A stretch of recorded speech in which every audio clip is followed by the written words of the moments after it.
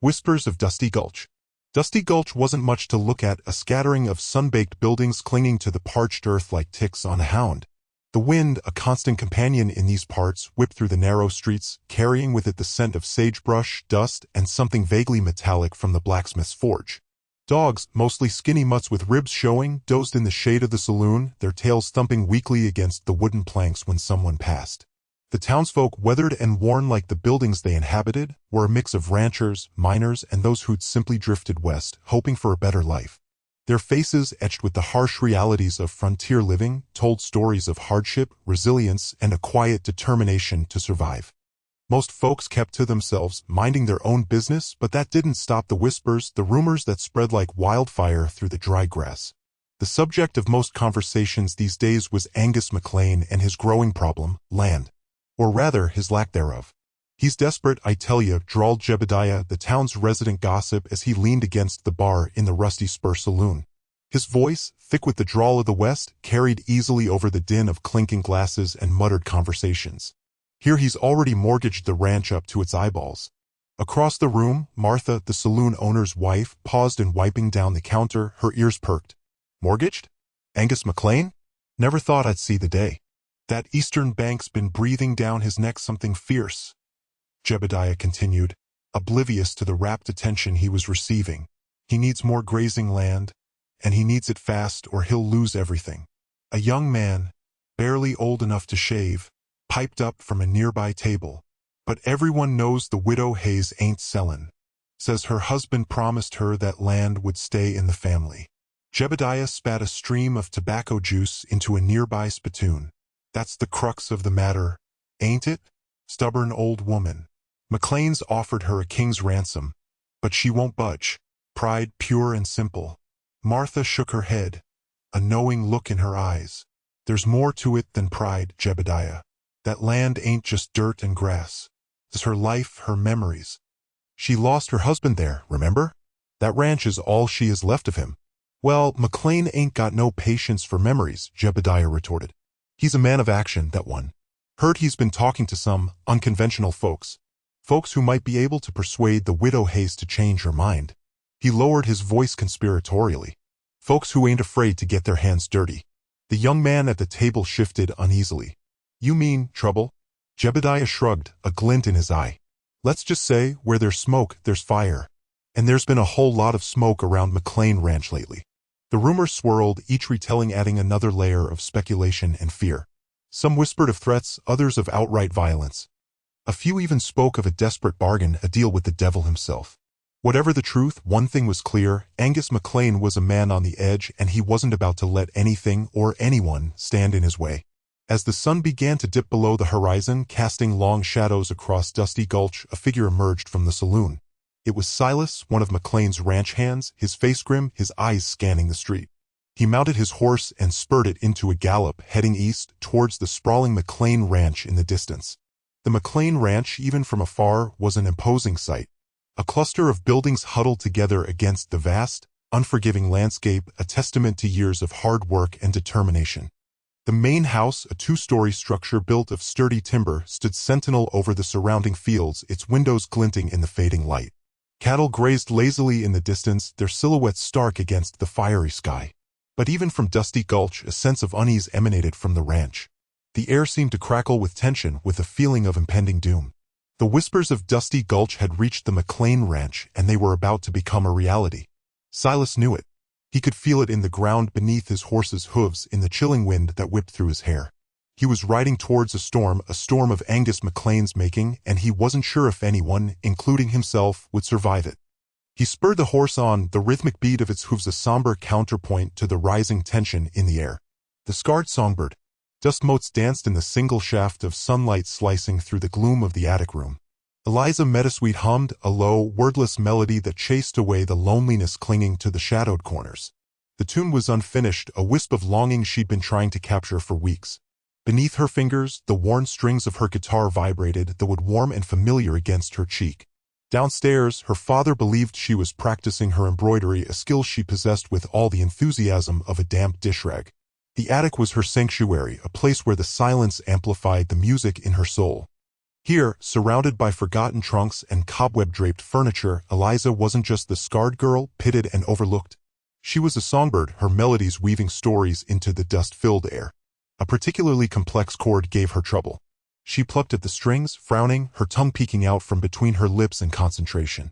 The scar, a jagged line that traced a path from her temple to her jaw, pulled slightly with the movement. She ignored it. She'd learned to ignore a lot of things. A floorboard creaked downstairs, followed by the murmur of voices.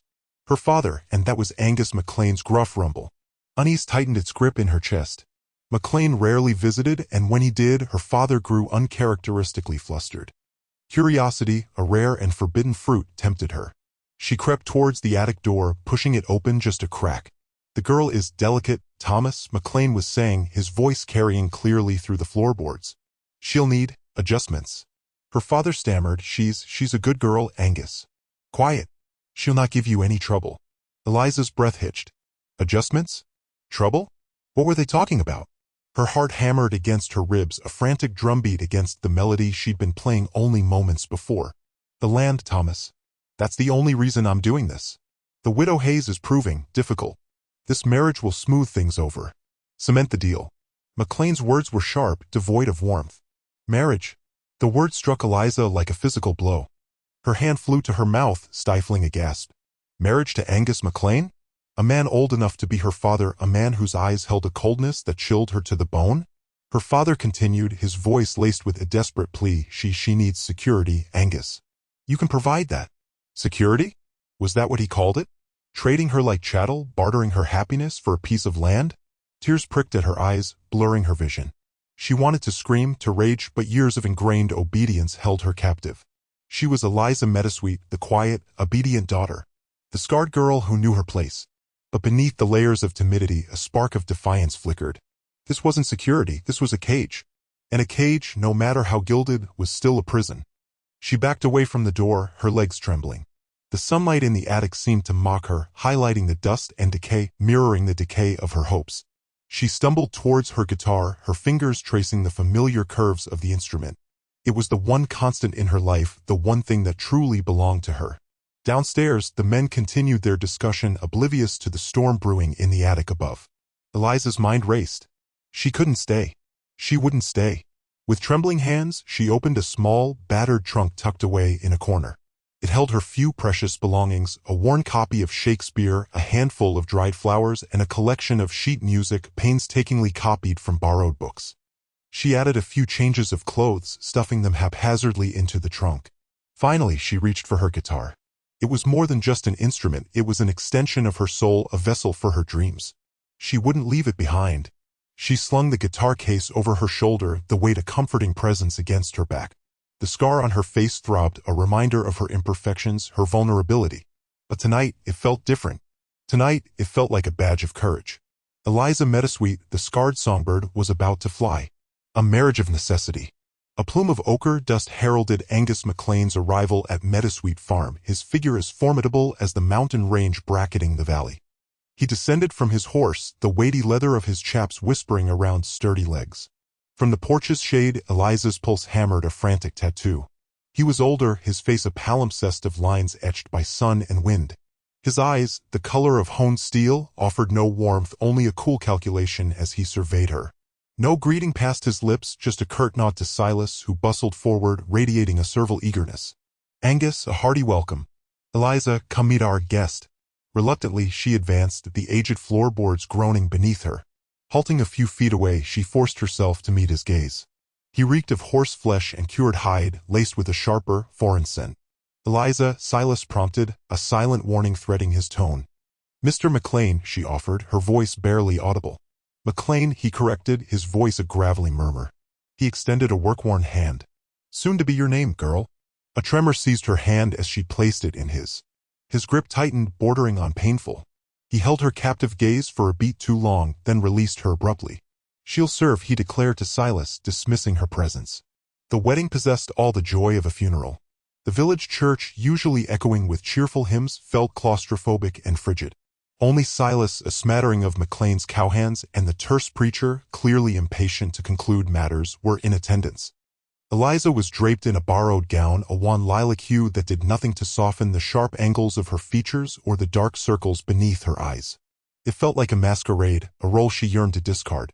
Angus stood beside her, a silent, immutable presence. He avoided her gaze throughout the somber proceedings. His presence was a tangible burden, a constant reminder of the transaction enacted. When the preacher's words finally bound them, they resounded with empty finality. Following a meager repast of chilled fowl and stale bread, Eliza found herself in Angus's wagon, jolting along the rough track towards the McLean ranch. The silence was thick, almost palpable. She stole a sideways glance. His jaw was clenched, his focus riveted on the horizon. He seemed as anxious to be rid of her as she was to escape their present confinement. The McLean ranch unfurled across the valley floor, a scattering of rugged structures and pens embraced by boundless grazing land. It was a world apart from the snug familiarity of her father's homestead. Everything spoke of rawness and untamed power, reflecting the man who commanded it. As the wagon shuddered to a halt before the main house, a sprawling log edifice that appeared to have sprung organically from the soil, a cluster of ranch hands materialized from the barn, their expressions inquisitive and appraising. Eliza felt their eyes bore into her, dissecting, judging. She gripped her meager satchel, her sole physical connection to her former life. Angus swung down from the wagon, offering no assistance. "This is it," he announced, his voice devoid of inflection. "Welcome to your new home." He gestured vaguely towards the house. "The cook will show you to your room." With that, he turned, barking orders at his men. Eliza stood alone, the weight of her destiny settling upon her like a pall. The house loomed, a somber, silent sentinel. Inhaling deeply, she lifted her chin and stepped forward, her boots crunching on the gravel. She was no longer Eliza Meadowsweet, the overlooked daughter of a struggling farmer. She was Eliza McLean, wife of a cattle baron, and survival in this new, brutal landscape demanded adaptation, one step at a time. The cook, a stout woman dusted with flour, greeted her at the entrance. "You must be the missus," she said, her voice surprisingly gentle. "I'm Martha. Come in, child. You look like you could use a restorative." Eliza followed Martha inside, leaving behind the dust and the assessing gazes. The interior was dimly lit, redolent with wood smoke and spices. Though a sharp contrast to the sunlit openness of her childhood home, it possessed a certain rough-hewn appeal. Perhaps, just perhaps, she could find a way to endure. Martha led her to a small, sparsely appointed room at the rear of the house. "This will be yours," she stated. "It ain't much, but it's clean." Eliza placed her satchel on the bed, a narrow iron frame supporting a patchwork quilt. Smaller than her bed back home, it would suffice. She scanned the room, searching for a scrap of familiarity, something to ground her. There was nothing. Utter isolation. "Supper's at 6, Martha announced, breaking the oppressive quiet. "Don't be late." And with that, she departed, leaving Eliza to unpack her scant belongings and confront the long, uncertain night ahead. Loneliness on the plains. The wind, a relentless dirge, clawed at the ranch house, its mournful cry the sole intruder on the oppressive silence. Eliza huddled near the dormant fireplace, a threadbare shawl a flimsy shield against the chill that permeated the thick log walls. 3 days. 3 days since she'd become Eliza McLean, mistress of this vast, desolate spread. 3 days of grit, of isolation, of feeling adrift in a sea of loneliness. The house, a raw-boned structure that smelled of aged wood and lingering smoke, felt more like a prison than a haven. Angus had wordlessly indicated the master bedroom, a large chamber dominated by an imposing bed, then vanished into the business of his cattle kingdom. She saw him only during meals, taciturn affairs where he devoured his food with animal hunger, his gaze fixed elsewhere. His only words were commands barked at Martha, the stout cook whose look held equal parts pity and distrust. Beyond the windows, the plains stretched to the horizon, an ocean of tawny grass beneath a pitiless sky. The sheer immensity was crushing, mirroring the void that hollowed her out. At Meadowsweet, the whispering leaves, the burbling stream, the sweet fragrance of wildflowers had always offered solace. Here, only the wind, the ever-present dust, and the distant, plaintive moans of cattle broke the silence. She attempted to personalize the space, rearranging the sparse ornaments, striving to impose some semblance of order on the austere rooms. Yet everything felt alien, imprinted with Angus's stark presence. Even the sunlight seemed to shun the place, leaving it cloaked in a perpetual, heavy gloom. The ranch hands were equally foreign. A rough-hewn company, their faces maps of hardship etched by the unforgiving land. They scrutinized her with blatant curiosity, their low murmurs trailing her like unwanted companions. She attempted smiles, offered greetings, only to be met with clipped nods and averted eyes. Their fealty belonged to Angus. She remained an outsider, a delicate bloom misplaced in a harsh environment. Only Jedediah, a lean figure with a gentle gaze and a quiet manner, offered a spark of warmth.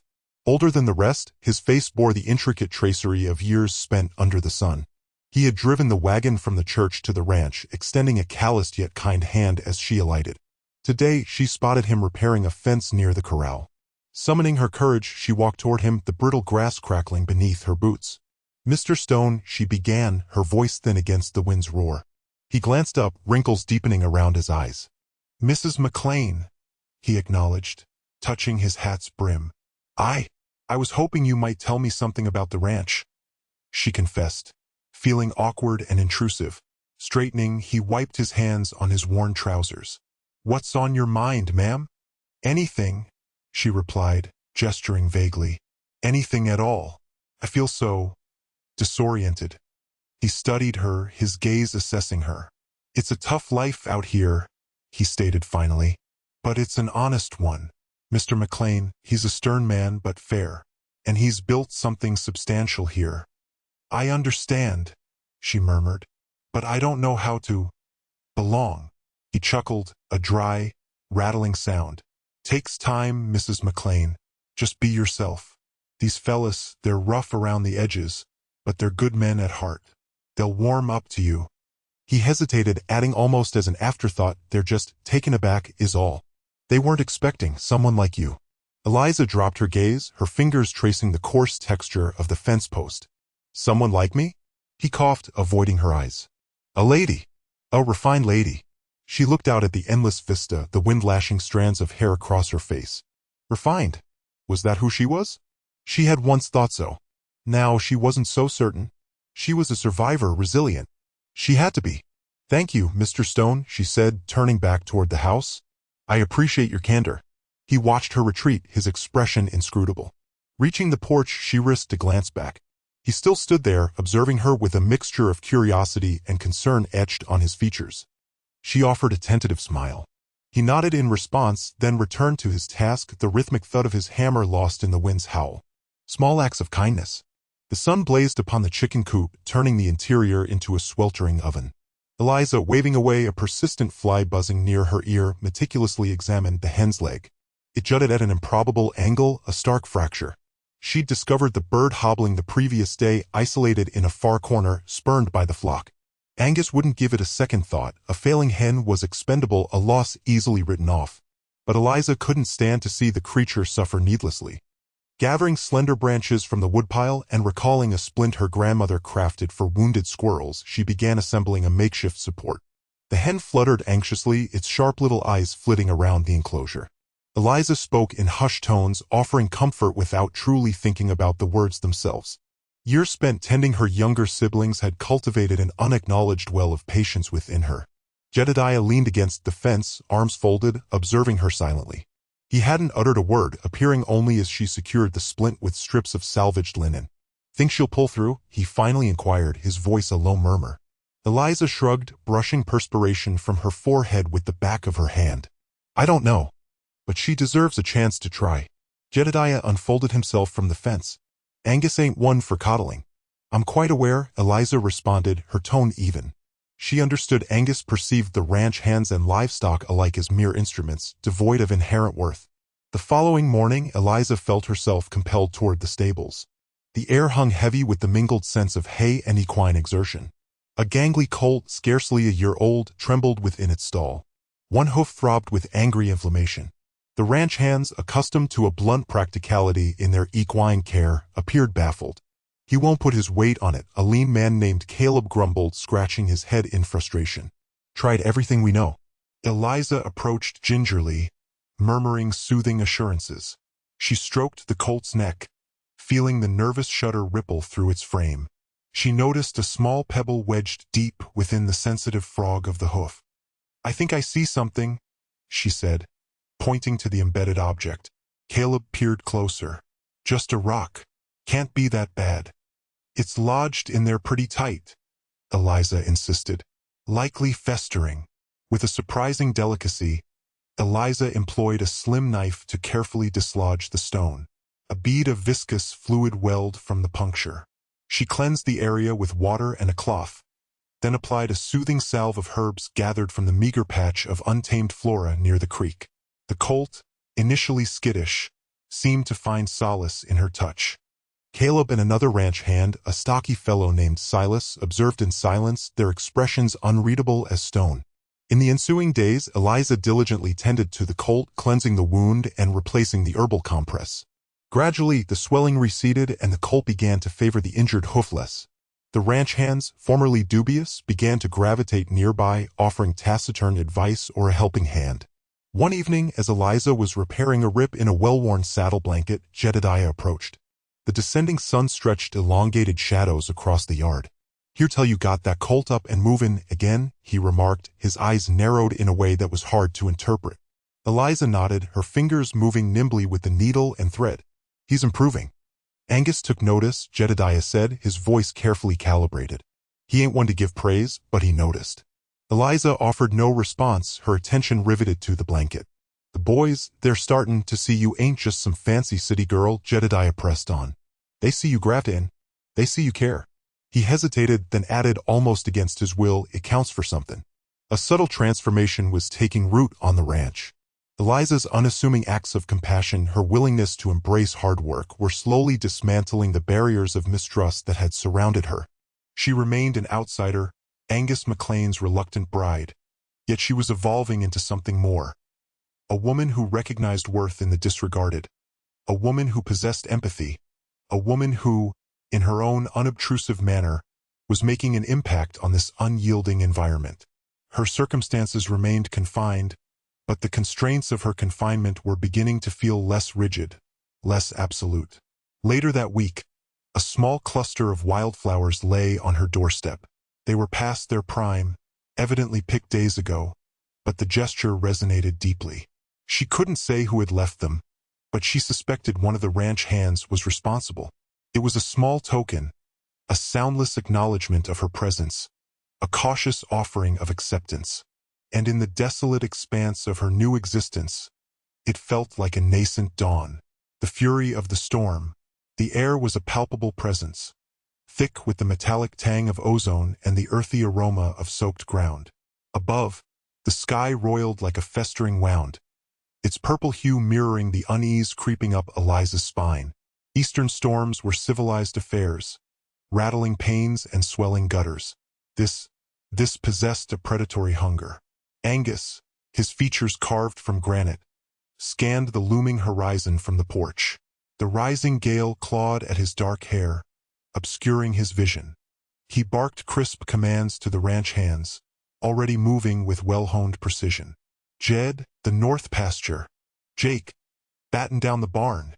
Eliza watched, feeling superfluous, a fragile trinket amidst the ranch's rugged essence. Her hands, accustomed to needlepoint and piano keys, balled into fists. She yearned to be useful, but a frigid apprehension coiled within. A blinding flash tore the heavens, followed by a thunderclap that resonated through the very earth. Rain commenced, thick, stinging droplets that assaulted the porch. Inside Eliza, Angus ordered, his tone devoid of comfort. "This is no place for you." But Eliza remained rooted. She absorbed the men's frenzied activity, the worry lines creasing their faces, the cattle's mounting bellows accompanying each thunderous boom. She witnessed Jed struggling with a flighty mare, its eyes wide with terror. Defying Angus, Eliza tightened her shawl and descended the steps. The deluge plastered her hair to her skull, and the gale threatened to wrest the shawl away, but she persisted. "I can help," she shouted, her voice swallowed by the tempest. Angus pivoted, his expression a complex blend of incredulity and exasperation. "You? What possible use could you be?" Jed, however, met her gaze. He paused, then nodded curtly. "Lanterns from the bunkhouse, ma'am. And blankets. The cattle will be chilled to the bone." Eliza didn't hesitate. She dashed toward the bunkhouse, her skirts heavy with the downpour, the wind in opposing force. Inside, she snatched 2 lanterns, her fingers clumsy as she coaxed a flame from the matches. The lantern's meager glow offered a sliver of solace against the encroaching gloom. She then wrestled several weighty woolen blankets from a pile near the bunks. By the time she re-emerged, the storm had reached its crescendo. The wind howled with demonic intensity and the rain fell in torrents, blurring the world into a gray, chaotic vortex. She spotted Jed and several others battling to steer the cattle toward the slight protection of a rocky overhang. The cattle, maddened by the elements, milled about, their hooves churning the ground into viscous mud. Eliza, her teeth chattering, navigated toward the herd, holding the lanterns aloft. The light flickered erratically, yet it offered guidance to the men and a modicum of reassurance to the animals. She noticed a young calf, separated from its mother, trembling in the downpour. Instantly, she dropped the lanterns and enveloped the calf in a blanket, shielding it from the wind and rain. The calf, sensing kindness, burrowed against her. Eliza stroked its sodden fur, murmuring reassurances, her fear momentarily receding. Without warning, lightning cleaved a nearby tree, sending shards of wood hurtling. The ground bucked, and the cattle, seized by panic, stampeded toward the open range. "They're breaking," Jed's voice, hoarse with strain, cut through the din. "We've got to turn them." Without a second thought, Eliza seized the reins of a tethered horse and, fueled by a surprising surge of adrenaline, swung herself into the saddle. She had ridden as a girl, but never in such dire conditions. "Eliza, no." Angus's shout contained a fear she'd not previously detected. Ignoring him, she spurred the horse forward, galloping toward the fleeing mass of cattle. The wind lashed her hair across her face, and the rain stung her eyes, but she pressed on, her voice rising above the tempest as she urged the cattle back toward safety. The horse, sensing her resolve, responded valiantly, its hooves drumming against the waterlogged earth. Together, they managed to redirect the herd, guiding them back toward the shelter where the others awaited to secure them. Hours of relentless toil, battling the storm and the crazed animals, followed, but at last, the herd was contained. Exhausted, drenched to the bone, and shivering uncontrollably, Eliza dismounted, her legs unsteady. Angus stood before her, his expression inscrutable. For a moment, she braced for his anger, but then she saw something else in his gaze, respect. "You surprised me, Eliza," he conceded, his voice rough. "You've got steel in you." Jed, approaching with a weary smile, clapped her on the back. "You did good, ma'am. Real good. Saved us a world of hurt." Eliza, despite her utter exhaustion, felt a surge of warmth spread through her. She had confronted the storm's fury and emerged, not untouched, but emboldened. She had proven herself, not only to Angus, but to herself. And within the heart of the tempest, she had discovered a resilience she never knew existed. A song in the night. The campfire crackled, spitting defiance at the receding storm. Rain still dripped from the eaves of the bunkhouse, a mournful rhythm against the exhausted silence of the men. They huddled around the flames, silhouettes carved from weariness. Angus sat apart, his face a mask of shadow, nursing a tin cup of coffee. The air, thick with the scent of wet earth and wood smoke, held a fragile peace, bought with aching muscles and frayed nerves. Eliza lingered near the edge of the light, feeling the weight of their collective exhaustion. She had helped patch up scrapes and bruises, brewing a strong, bitter tea from herbs she recognized growing near the creek. The small axe felt inadequate, a mere plaster on a gaping wound of hardship. She noticed her guitar case leaning against the bunkhouse wall where Jet had placed it, a silent question mark in the smoky air. A sudden impulse, born of a need to connect, to offer something more than just tea and bandages, flickered within her. She hadn't touched the instrument since everything had changed. Hesitantly, she approached Jed, who was meticulously cleaning his rifle. "Jed," she began, her voice barely a whisper above the fire's hiss, "would anyone mind if I played a little?" He looked up, his weathered face creased with surprise. "Play, ma'am." He glanced towards Angus, a flicker of uncertainty in his eyes. "That'd be different."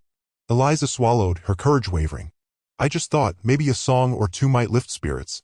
Jed considered this, then nodded slowly. "Can't hurt, I reckon. Go on, ma'am.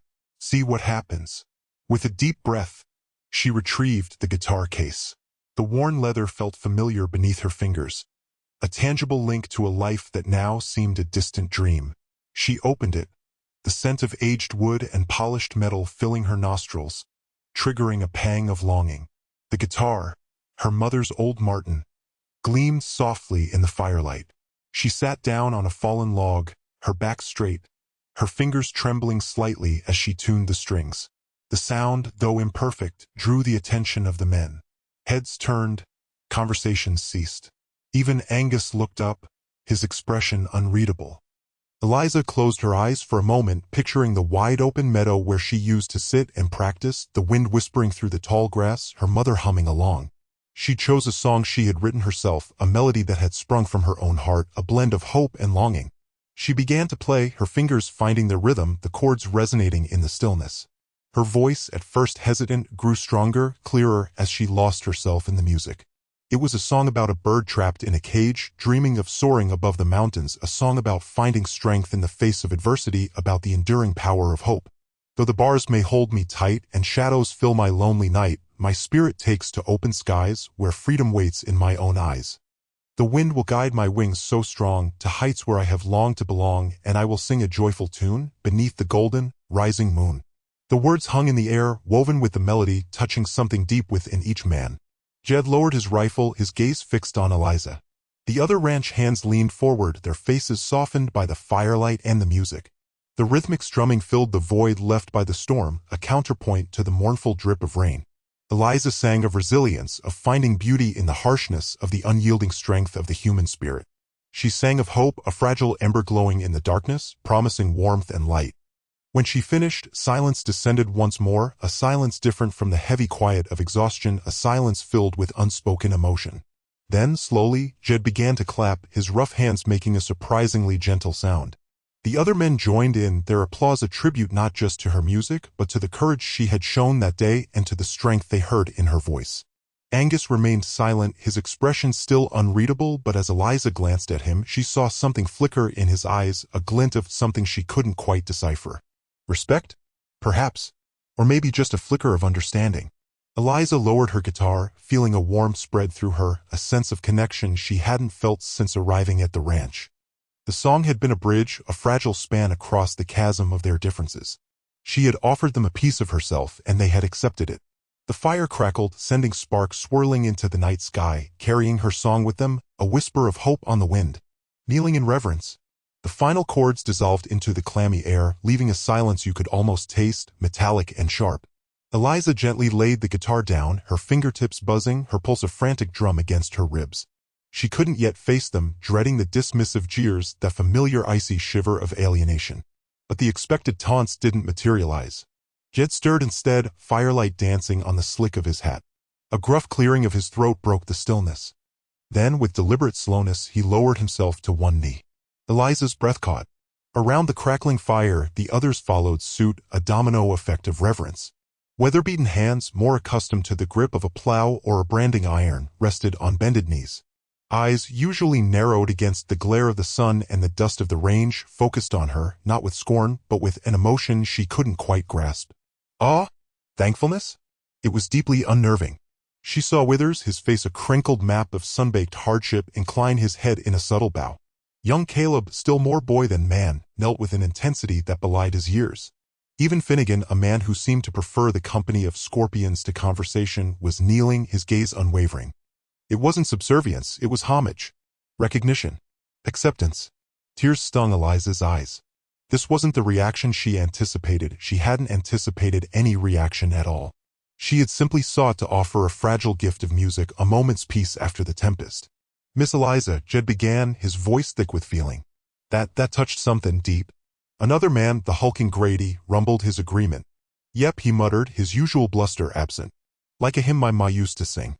The atmosphere vibrated, charged not only by the fire's dying embers, but by a tangible shift in their collective spirit. Eliza felt a weight dissipate, a burden she hadn't been aware she carried.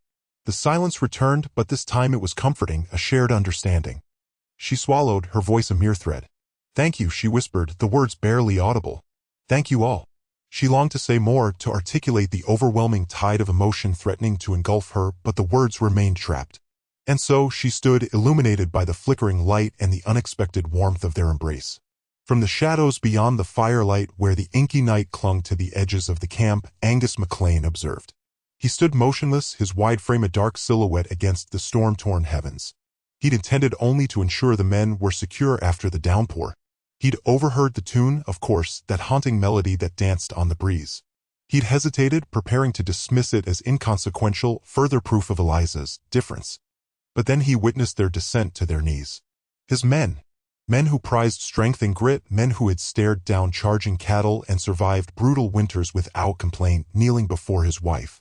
He remained concealed, his expression a mystery even to himself. He noted the fatigue etched into their features, the subtle softening of their hardened visages, that shared moment of humanity that transcended the daily grind. He saw their gazes fixed on Eliza, not as the woman he'd brought, a means to a predetermined end, but as something more profound. A strange sensation stirred within him, a disturbing blend of bewilderment and a flicker of pride, perhaps? Pride in her? The notion was absurd, yet undeniable. He failed to comprehend her, this woman to whom he was bound, this woman who conjured music from wood and wire and brought these seasoned men to their knees. He had traded for land, for stability, for a future he could control.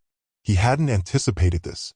He hadn't foreseen a woman capable of reaching the hearts of his men, a woman who threatened to breach the carefully erected walls surrounding his own. He spun on his heel, vanishing back into the encompassing darkness, leaving the kneeling figures and the woman with the guitar bathed in the flickering glow. He moved with a newfound urgency, a need for solitude, to grapple with the unsettling feelings that roiled within him. The storm had abated, but something else had been released, something far more volatile and with the potential to be far more destructive. He simply didn't know what it was. A gentle smile. The fire popped, scattering sparks that chased the rising smoke like playful imps against the inky canvas of the sky. Jed, face flushed with lingering emotion, pushed himself upright, the others following suit. They scuffed the ground, avoiding Eliza's eyes, a shared unease weighing down the air. The magic had dissipated, the intense connection broken, leaving behind an uncomfortable aftertaste. Eliza remained on the crate, the silent guitar resting on her lap. Her fingertips, still tingling from the chords, felt strangely detached. She had unveiled a hidden part of herself, leaving her feeling exposed, a chill prickling her skin despite the fire's warmth. A heavy footfall shattered the quiet. Angus! He materialized from the darkness, a figure hewn from stone and shadow. His face, usually an impassive mask, revealed nothing, a silent battleground of conflicting feelings. Halting a few feet away, his presence radiated a palpable force that made her want to disappear. Well now, that was something else, he rumbled, the words grudgingly delivered. Eliza's throat constricted. I didn't mean to. Didn't mean to what? Shake things up.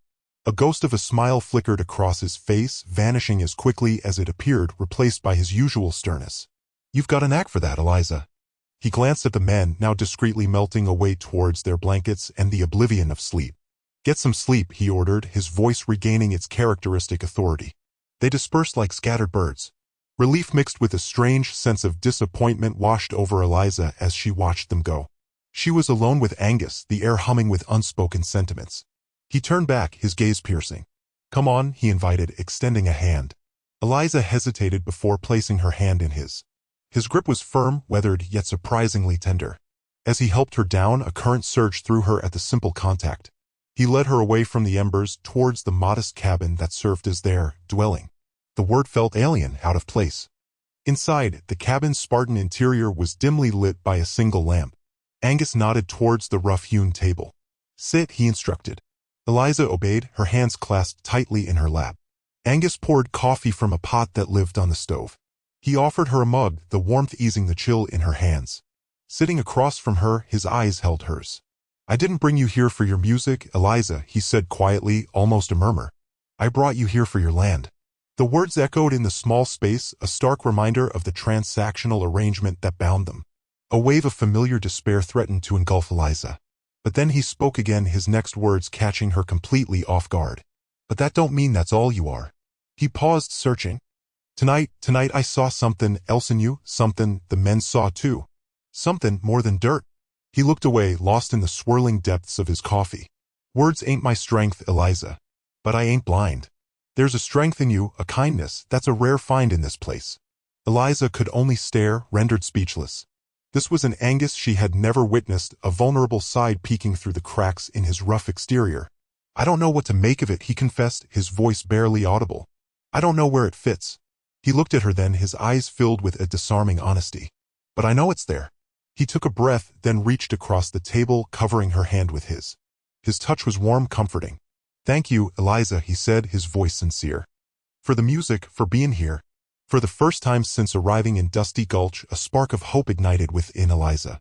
Perhaps this marriage held more than just land and obligation. Perhaps there was room for something deeper. He squeezed her hand, then released it. Rising, he went to the window, his back to her. The silence stretched between them, pregnant with unspoken possibilities. Turning back, Eliza saw it for the first time, a genuine smile. It was a small smile, hesitant, almost timid, but it was there, transforming his weathered features, softening the harsh lines etched by years of toil. "Get some sleep, Eliza," he said, the smile lingering. "Big day tomorrow." Harmony on the ranch. The next morning dawned with a sky the color of forget-me-nots. Eliza, emboldened by Angus's unexpected words, felt a lightness she hadn't known since arriving at McLean Ranch. She woke before the sun, a silent prayer of gratitude on her lips. Instead of the heavy dread that had become her morning companion, a sense of purpose filled her. After a quick breakfast, she gathered the ranch children. They were a motley crew, ranging from little Beth, barely able to toddle, to young Thomas, already showing a keen interest in roping. Under the shade of a sprawling oak, she began her impromptu schoolhouse. Using charcoal on flattened pieces of wood, she wrote out the alphabet, her voice soft but firm as she guided them through the shapes and sounds. A is for apple, she'd say, drawing a crude but recognizable fruit. B is for, well, B is for Bess, the best milk cow on the ranch. The children giggled, their eyes wide with fascination. Even Jedediah, ever watchful, leaned against a nearby fence post, a hint of a smile playing on his lips. He watched Eliza patiently guide little Mary, who struggled to hold the charcoal, her small brow furrowed in concentration. Jed, who had initially seen Eliza as nothing more than a land grab for Angus, was slowly realizing there was more to her than met the eye. He saw her quiet strength, her genuine care for the children, and her unwavering spirit. The lessons soon evolved into singing. Eliza taught them simple folk songs she remembered from her childhood, her voice clear and strong, carrying across the dusty yard. The children's voices, at first hesitant, soon joined hers, creating a sweet, if somewhat off-key, harmony. Even some of the hardened ranch hands paused their work to listen, their faces softening at the sound. The newfound harmony on the ranch, however, was soon disrupted. A rider, dust clinging to his sweat-soaked clothes, galloped into the yard, pulling up short in front of Angus. "McLean," he shouted, his voice laced with animosity. "Your cattle are straying onto the Barrows land again. This time, we ain't just driving them back." Barrows? The name hung in the air like a storm cloud. A long-standing feud simmered between the McLeans and the Barrows, a dispute over water rights that had claimed more than a few brawls and broken bones over the years. Angus' jaw tightened. "They know the boundaries," he growled, his eyes narrowed. "If any of my cattle are on their land, it's because they were driven there." Eliza stepped forward, her heart pounding, but her voice surprisingly steady. "Perhaps there's been a misunderstanding," she said, addressing the rider. "Mr. McLean is a fair man. I'm sure we can resolve this peacefully." The rider scoffed, but Angus, to Eliza's surprise, didn't immediately dismiss her. He looked at her, a flicker of something akin to respect in his eyes. "All right," Angus said, turning back to the rider. "Tell Barrows I'll be there tomorrow morning to discuss this. But tell him if I find out he's been deliberately provoking us, there'll be hell to pay."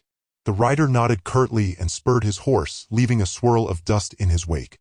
That night, under a sky ablaze with stars, Eliza and Angus discussed the situation. Instead of the usual gruff pronouncements, Angus listened to Eliza's suggestions. She proposed a temporary agreement, a shared use of the disputed watering hole until a more permanent solution could be found. "It's worth a try," she argued, "to avoid bloodshed. And perhaps, if we show them goodwill, they'll reciprocate." Angus remained silent for a long moment, his gaze fixed on the distant horizon. Finally, he nodded. "All right, Eliza. We'll do it your way. But if Barrows tries to take advantage." The next morning, Eliza accompanied Angus to the meeting with Barrows. The air crackled with tension as the two men faced each other, their animosity palpable. Eliza, standing slightly behind Angus, tried to project an aura of calm. To everyone's surprise, including Barrows himself, Angus proposed Eliza's solution: shared access to the water, supervised by both ranches, until a lasting agreement could be reached. Barrows, taken aback by the unexpected offer and perhaps swayed by Eliza's earnest expression, reluctantly agreed. The agreement didn't magically erase the years of animosity, but it was a start. A fragile peace settled over the land, a testament to Eliza's courage and Angus's willingness to listen. As they rode back to the ranch, Angus turned to Eliza, a rare smile gracing his lips. "You have a way about you, Eliza," he said, his voice softer than she'd ever heard it. "You see things differently. Maybe that's what this ranch needed." That night, as Eliza sat by the fire, mending clothes, Angus joined her. He sat in silence for a while, the only sound the crackling of the flames. Then, he reached out and took her hand, his calloused fingers surprisingly gentle. "Eliza," he said, his voice husky. I never thought I'd find this with you." He didn't say love, but Eliza heard it in his voice, saw it in his eyes, and in that moment, surrounded by the vastness of the land and the warmth of the fire, she realized that she felt it too. Despite the circumstances of their marriage, despite the hardships and the initial resentment, something real had blossomed between them.